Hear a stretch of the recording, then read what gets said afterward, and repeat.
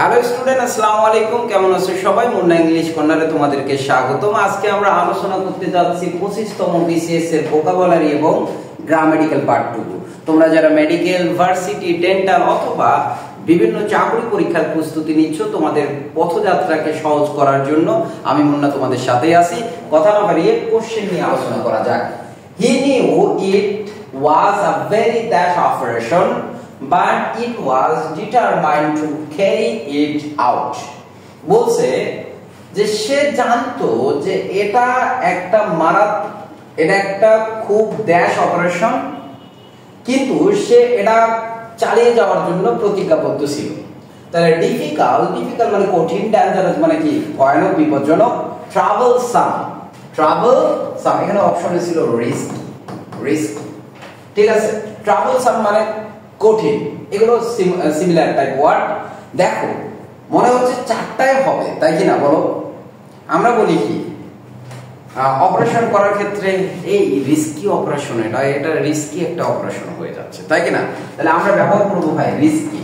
আমরা জানি যে সেন্টেন্সের একটা স্যাম্পনি আছে, সেন্টেন্সেরও একটা মাধুর্যতা বলতে কিছু আছে। তাহলে আমরা যদি বলি ডিফিকাল্ট অপারেশন, এটা কেমন হয়ে যাচ্ছে ভাই? Risky operation. বুঝছো? Risky operation. পরের কোশ্চেনে চলে যাওয়া যাক। The man died dash overeating. আমি গ্রুপ ভার্বের ক্ষেত্রে তোমাদের পড়াইছিলাম ডাইড এর পর বিভিন্ন প্রিপজিশন বসে। যেমন দুর্ঘটনায় যদি মরে যাওয়া বোঝায় ডাইড বাই বসে, যদি রোগে মরে যাওয়া বোঝায় ডাইড অফ। তার মানে দুর্ঘটনায় যদি মরে যাওয়া বোঝায় দুর্ঘটনা, তাহলে ডাইড বাই হয়। আর যদি রোগে মরে যাওয়া বোঝায়, রোগে মারা যাওয়া বোঝায়, তাহলে ডাইড অফ বসে। কারোর জন্য, দেশের জন্য, কোনো কিছুর জন্য যদি মরে যাওয়া বোঝায় ডাইড ফর বসে। কিন্তু অতিরিক্ত কোনো কিছু করে মারা যাওয়া বোঝালে ডাইড কি বসে বলো? অতিরিক্ত কোনো কিছু করে মারা যাওয়া বোঝালে ডাইড ফ্রম বসে। তাহলে লোকটি অতিরিক্ত খেয়ে মারা গেছে, তাহলে কি হবে? The man died from overeating. পেটুক লোক আছে না এমন। এরপরে কোশ্চেনে আসি। He intends to dash in the country for 2 months. বলছে 2 মাসের জন্য লোকটি দেশে থাকতে যাচ্ছে আর কি। তাহলে দেখো লিভ, স্টে, স্টপ, হল্ট মানে বাধা দেওয়া। তাহলে এটা ভাই হবে না, এটা কেমন শোনাচ্ছে? তোমরা অনেকে লিভ আর স্টে এই দুটো নিয়ে কনফিউজ হবা যে আসলে কোনটা হবে, লিভ বসাবো না স্টে বসাবো। তাহলে দেখো কেউ যদি দীর্ঘ সময় ধরে বাসিন্দার মতো করে বাস করে সেটাকে লিভ বলা হয়। আর যদি কিছু সময়ের জন্য, কিছু দিনের জন্য থাকা বোঝায় তখন স্টে বসে। তাহলে লোকটি বা সে কয় মাসের জন্য এখানে থাকতে চাচ্ছে এই দেশে? 2 মাসের জন্য। দ্যাটস ওয়াই আমরা কি বসাবো? স্টে। সবাই বুঝতে পারছো? পরের কোশ্চেনে চলে যাওয়া যাক। She told me his name after he dash. আমি কয়েকবার তোমাদের বলছি ভাই, আফটার বিফোরের ম্যাজিক অনেক ডিফিকাল্ট মনে হইলেও আমার 1 সেকেন্ডের কথা তোমাদের জন্য আফটার বিফোরের সকল প্রবলেম সলভ হইতে পারে। 1 সেকেন্ডের কথা কি? আফটারের পরে পারফেক্ট, বিফোরের আগে পারফেক্ট। আফটারের পরে পারফেক্ট, বিফোরের আগে পারফেক্ট। তার মানে কি আফটার বিফোরের ক্ষেত্রে দুইটা ক্লোজ হয়, একটা ইনডিফিনিট আর একটা পারফেক্ট হয়। তাহলে আফটার মানে পরে, পরেরটা পারফেক্ট, বিফোর মানে আগে, আগেরটা পারফেক্ট। কাহিনী শেষ। দেখো এবার এটা যেহেতু পাস্ট ইনডিফিনিটে দেওয়া আছে, তাহলে আফটারের পরেরটা কোন টেন্স হবে? Past perfect. দেখো কোন সেন্টেন্সে পাস্ট পারফেক্ট আছে? এটা। তাহলে she told me his name after he had left. পরের কোশ্চেনে আসি। Choose the correct alternative and mark its letter on your answer sheet. Stockings are dash shop. Stockings হচ্ছে মোজা টাইপের জিনিস, মোজা টাইপ, বুঝছো? আর দাশ শক, আমরা জানি শক মানে কি? মোজা, শক্স, তাই কি না? শক্স মানে কি? মোজা। তাহলে স্টকিং হচ্ছে এই হাঁটু পর্যন্ত, দেখবা যে কিছু মডেল আছে, বুঝছো? বিভিন্ন ধরনের মডেল করে, বুঝছো? ভারতের রণবীর কাপুরকে দেখলে বুঝতে পারবা যে মডেলগুলো কিরকম হয়। তো দেখবা যে মোজা একদম হাঁটুর উপরে পড়ছে, ঠিক আছে? এই টাইপ মোজাদেরকে কি বলা হয়? মোজাগুলোকে স্টকিং বলে। কি বলে? স্টকিংস। ঠিক আছে, পরের কোশ্চেনে আসা যাক। I just remember the holiday I spent in your home. He said. সে বলল আমার মনে পড়ে ছুটির দিনের কথা আমি তোমার বাসায় কাটিয়েছিলাম। তাহলে আমরা বলতে পারি ইভার এন্ড হার্ডলি, এটা নেগেটিভ কথা বলতে, নেগেটিভ অর্থে ব্যবহৃত হয়। তাহলে আমরা এখানে অর্থের দিক থেকে পজিটিভ কিছু পাচ্ছি, এই কারণে আমরা বলতে পারি কি অলওয়েজ। আলহামদুলিল্লাহ। আচ্ছা, পরের কোশ্চেনে আমরা চলে যাই। মিসানথ্রপিস্ট, মিসানথ্রপিস্ট হচ্ছে সেই সকল ব্যক্তি যারা মানব জাতিকে ঘৃণা করে। তাহলে হেটার অফ ম্যানকাইন্ড, এদেরকে বলা হয় মিসানথ্রপিস্ট। ফিলান্থ্রপিস্ট এর অ্যান্টোনিম হচ্ছে মিসানথ্রপিস্ট। ফিলান্থ্রপিস্ট তাদের বলা হয় যারা মানব জাতিকে ভালোবাসে, মানুষকে ভালোবাসে। এরপরে আসি, what are you so angry dash. তাহলে এংরির পর মূলত তিনটা প্রিপজিশন আমরা ব্যবহার করব। কয়টা? তিনটা। এংরির পর যদি ব্যক্তি থাকে তাহলে এংরির পর আমরা কি বসাবো? উইথ। যেমন why are you angry with me, কেন তুমি আমার সঙ্গে রাগান্বিত হচ্ছ? তাহলে উইথ বসে ব্যক্তির ক্ষেত্রে। কিসের ক্ষেত্রে? ব্যক্তি। আর যদি বস্তু বোঝায় তাহলে এংরি অ্যাড বসে। তাহলে why are you angry at your computer, বুঝছো বিষয়? তাহলে বস্তুর ক্ষেত্রে কি বসে? অ্যাট। কিন্তু কোন বিষয়ে চিন্তিত থাকলে, বিষয়ে যদি চিন্তিত থাকে কোন বিষয়ে, সেক্ষেত্রে আমরা অ্যাবাউট বসাবো। তাহলে what are you so angry about, তুমি কি বিষয়ে এত রাগান্বিত? The day of my sister's marriage is drawing near. এখানে নিয়ারটা কোন পার্টস অফ স্পিচ? ড্রয়িং যেহেতু ভার্ব, ভার্বকে মডিফাই করতেছে, এই কারণে এটা অ্যাডভার্ব হবে। ভাই কোনো চিন্তা করার দরকার নাই, ড্রয়িং ভার্ব, ভার্বকে মডিফাই করা মানে অ্যাডভার্ব। পরের কোশ্চেনে চলে যাওয়া যাক। Climate is a dash of environment. জলবায়ু হচ্ছে পরিবেশের একটা অবস্থা। দেখো, অবস্থা বলতে আমরা কি বুঝাই? র‍্যাঙ্ক বুঝাই। র‍্যাঙ্ক তো ভাই পদবীর ক্ষেত্রে হয়, যেমন আমরা মিলিটারিদের ক্ষেত্রে দেখে থাকি।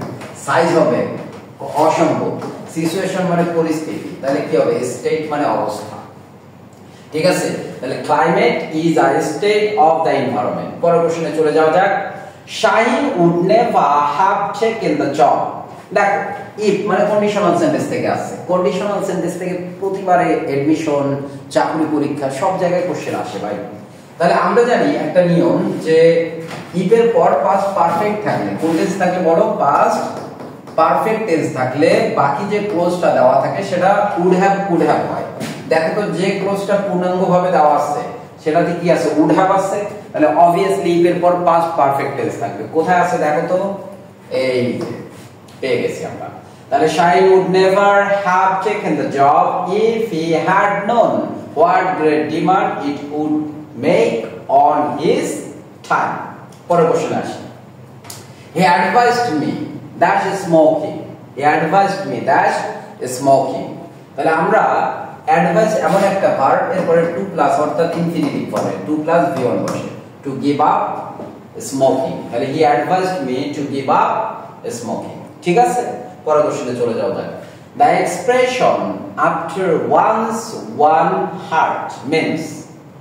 তাহলে after once own heart, after once own heart মানে হচ্ছে নিজের পছন্দ মতো কোনো কিছু করা। যেমন টু ওয়ান্স ওর লাইকিং, বুঝছো? এটাই হবে আনসার, বাকিগুলো হওয়ার কোনো চান্স পসিবিলিটি নেই। পরের কোশ্চেনে আসি। We must look pleased or else he will be dash. বলছে আমাদেরকে অবশ্যই খুশি দেখাতে হবে, যে আমরা খুশি হয়েছি এমন ভাব দেখাইতে হবে, তা না হলে সে কি খুশি হবে? ডিলাইটেড হবে, আনন্দিত উল্লাসিত হবে, ক্রস করবে, টানাটানি করবে, অতিক্রম করবে, ডিস্যাটিসফাইড, অসন্তুষ্ট হবে। এটাই হবে আনসার। তাহলে আমরা আত্মীয়র বাসায় যাই যদি মুখ ভার করে থাকি, মনে করবে কি? মনে হয় খাওয়া দাওয়া ঠিক হচ্ছে না, মনে হয় আচার ব্যবহার ঠিক হচ্ছে না, মনে হয় ঘুমানো ঠিক হচ্ছে না, বোঝানোর বিষয়, এই জিনিসগুলো চিন্তা করবে। তাহলে আমরা আত্মীয়র বাসায় গেলে কি নিজেকে হ্যাপি দেখানোর চেষ্টা করি, যে I am satisfied with everything. বুঝাইতে পারছি বিষয়? পরের কোশ্চেনে আসি। 15 number question. First language means the dash language. আমরা ফার্স্ট ল্যাঙ্গুয়েজ বলতে কি বুঝি? ফার্স্ট ল্যাঙ্গুয়েজ হচ্ছে একটা ন্যাচারাল ল্যাঙ্গুয়েজ, কারণ এটা আমাদের ইম্পর্টেন্ট না ভাই, মেইন না, অফিশিয়ালও না, এটা হচ্ছে ন্যাচারাল ফার্স্ট ল্যাঙ্গুয়েজ। যেমন ফার্স্ট ল্যাঙ্গুয়েজ জিনিসটা হচ্ছে প্রকৃতিগতভাবে জন্মের পরেই যেটা শেখে, ন্যাচারালি শেখে, সেটা হচ্ছে ফার্স্ট ল্যাঙ্গুয়েজ। বুঝছো বিষয়? পরের কোশ্চেনে আসি। I finally killed the fly that rolled up newspapers. তাহলে কোনো কিছু দিয়ে যদি মারা বুঝায় তাহলে উইথ বসে, আর যদি কর্তার পূর্বে গ্যাপ থাকে তাহলে বাই বসে। উদাহরণটা মনে হয় বোঝো নাই, আমি আরেকটা উদাহরণ দিয়ে বুঝাই। যদি বলে I killed the bird was killed dash a man dash a gun। তাহলে দেখো পাখিটিকে মারা হয়েছিল, কে মারছিল? লোকটা। কর্তা না, কর্তার পূর্বে বাই বসে। কি দিয়ে মারছিল? গান দিয়ে। এই কারণে যেটা দিয়ে মারা হয় সেটার পূর্বে উইথ বসে। ঠিক আছে, পরের কোশ্চেনে আসি। Which of the following sentence is the correct one? নিচের কোন সেন্টেন্সটা কারেক্ট? নিচের কোন সেন্টেন্সটা কারেক্ট? বলো তো কোনটা হবে answer? My father was in hospital during 6 weeks in summer. বলছে in summer during 6 weeks. My father was in a hospital during 6 in summer. My father was in hospital for 6 weeks during summer. আমরা জানি season, ঋতু এগুলোর ক্ষেত্রে আমরা in verb বসাই। মানে গ্রীষ্মকালে আমার বাবা 6 সপ্তাহ কোথায় ছিল? হসপিটালে। তাহলে একটা বিষয় দেখো ভাই, গণনাযোগ্য সময় যেগুলো আছে, অর্থাৎ যে সময়গুলোর পূর্বে সংখ্যা থাকে তাদের পূর্বে ফর বসে, আর যে সময়গুলোর পূর্বে সংখ্যা থাকে না সেক্ষেত্রে সিন্স বসে। Problem solve. তাহলে 6 সপ্তাহ যেহেতু বলছে এই জন্য ফর 6 আওয়ার্স, এটা হবে आंसर। পরের কোশ্চেনে আসি। The parents became extremely dash when their son had not returned by 11 o'clock. বলছে পিতামাতারা খুবই ড্যাশ হয়ে গেছিল যখন তাদের সন্তান বা তাদের ছেলে 11টা বেজে যাওয়ার পরেও 11টার মধ্যে বাসা না ফিরল। তাহলে কি হয়ে গেছিল ভাই? রাগান্বিত হয়ে গেছিল? হয় রাগান্বিত হতে পারে। অ্যানোয়েড বিরক্ত হয়ে গেছিল? না। ডিস্টার্বড, অ্যাংসিয়াস মানে উদ্বিগ্ন, চিন্তিত। তার মানে রাত 11টার মধ্যে বাসা না ফিরলে রাগ যেমনটা হবে তার থেকে দুশ্চিন্তায় বেশি করবে। তাহলে কি বলতে পারি আমরা? অ্যাংশিয়াস। বুঝছো বিষয়? পরের কোশ্চেনে আসি। Many students will now be starting to dash about their exam result. তাহলে শিক্ষার্থীরা এক্সামের ফলাফল নিয়ে কি থাকে ভাই? রিফ্লেক্ট, প্রতিফলন ঘটে তাদের, ইনকোয়ার, তদন্ত করে, কমেন্ট করে? না, অবশ্যই অরই করে, চিন্তিত হয় বা চিন্তা করে। She has dashed her hair a beautiful shade of brown.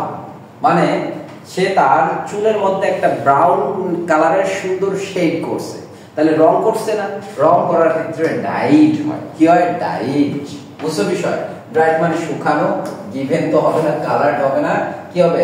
চুলের রং করার ক্ষেত্রে ডাইড হয়। ঠিক আছে, এই ছিল আমাদের কোশ্চেন সলভ ক্লাস। তোমাদের যদি ক্লাসটা ভালো লাগে অবশ্যই লাইক, কমেন্ট, শেয়ার করে তোমাদের বন্ধুদের দেখার সুযোগ করে দিবা, আমাকে ইন্সপায়ার করবা। ভালো থাকো, সুস্থ থাকো, দেখা হবে। আল্লাহ হাফেজ।